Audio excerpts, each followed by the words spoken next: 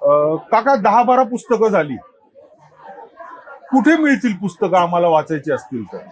माझं पहिलं पुस्तक हे विश्वमोहिनी प्रकाशन पुणे त्यांनी काढलं होतं अष्टचक्री रामायण. तर रोम मुंबई बरोबर. या मोटरसायकल प्रवासाचं ते पुस्तक होतं. प्रवास ते वर्णन आहे. प्युअर प्रवास वर्णन होतं.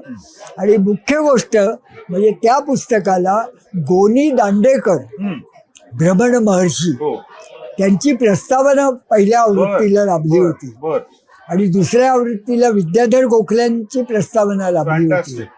आणि ते पुस्तक जयंत नारळीकरांनाही खूप आवडलं होतं. बर बर. तर असं ते प्रवास वर्णन होतं. दुसरं पुस्तक माझं भ्रमंती देश विदेशांची, म्हणजे मी ज्या इतर देशांमध्ये प्रवास केला, श्रीलंका, बांगलादेश, ब्रह्मदेश, बरोबर. तुमचं मालदीव्स, भूतान, नेपाळ, ह्या सगळ्या देशांच्या प्रवासाबद्दलचं आणि काही माझ्या आफ्रिकेतल्या देशांबद्दलचं त्या वेळेला मी जे लिहिलं, सलग प्रवास वर्णन नव्हतं ते, त्यामुळे ते सगळे त्याच्यामध्ये आलेले आहेत. आणि ते जे भ्रमंती देश विदेशांची या पुस्तकाला भ्रमंतीकार प्रमोद नवलकर हो. यांची प्रस्तावना मला त्यावेळेला मिळाली होती. फॅन्टास्टिक. माधव गडकरींनी त्यावर लिहिलं होतं, अनेकांनी लिहिलं होतं. बर तर असं ते पुस्तक होतं. बर. आणि तिसरं एक पुस्तक होतं तर त्या विविध व्यक्तींविषयी मी लिहिलं हो, होतं. बरोबर. माझ्याकडे आहे ना ते दिव्य नाही ज्योती ज्याच्यात- नाही नाही गाथा गुणीजनांची. बर बर.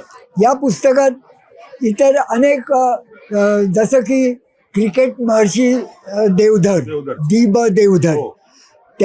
ते 100 वर्षाचे होणार होते. बर त्याच्या 8 दिवस आधी मी त्यांना पुण्यामध्ये भेटलो डेक्कन जिमखान्याला. बर.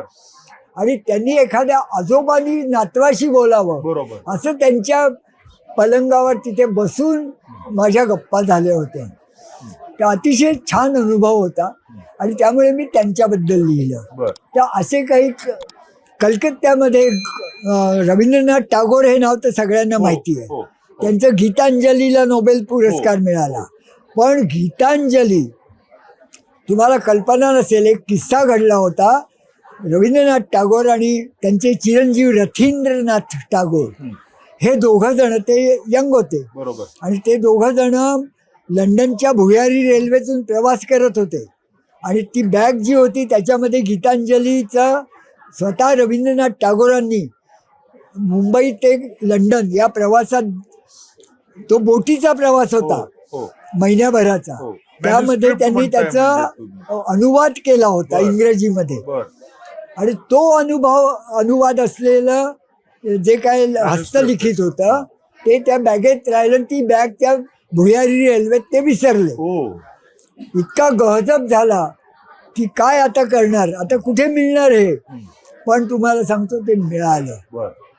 आणि ते जे रथींद्रनाथ टागोर ज्यांनी रवींद्रनाथांच्या नंतरही त्यांचं संबंध वाङ्मय हे पुनर्प्रकाशित केलं वगैरे, बरोबर. विश्वभारती विद्यापीठाचे ते पहिले कुलगुरू होते, त्यांच्याविषयी लिहिलं. तर असं अनेकांविषयी मी वेगवेगळ्या व्यक्तींबद्दल लिहिलं होतं. ते गाथा गुणीजनांची हे पुस्तक माझं तिसरं पुस्तक होतं. बर. आणि त्याला डॉक्टर विजया वाड यांची प्रस्तावना होती. बर बर. तर या 3 पुस्तकांची एक ई-बुक CD हे मुलुंडच्या संगणक प्रकाशनचे जे शिरवळकर त्यांनी काढली होती. बर. आणि मराठीमधलं पहिलं ते ई-बुक होतं. बर बर. म्हणजे त्यांनी पहिली 2 काढली, लक्ष्मीबाईंची स्मृतिचित्रे आणि समग्र गडकरी. पण ते हयात नसलेले लेखक. बरोबर. पण हयात असलेल्या लेखकाचं पहिलं ई-बुक.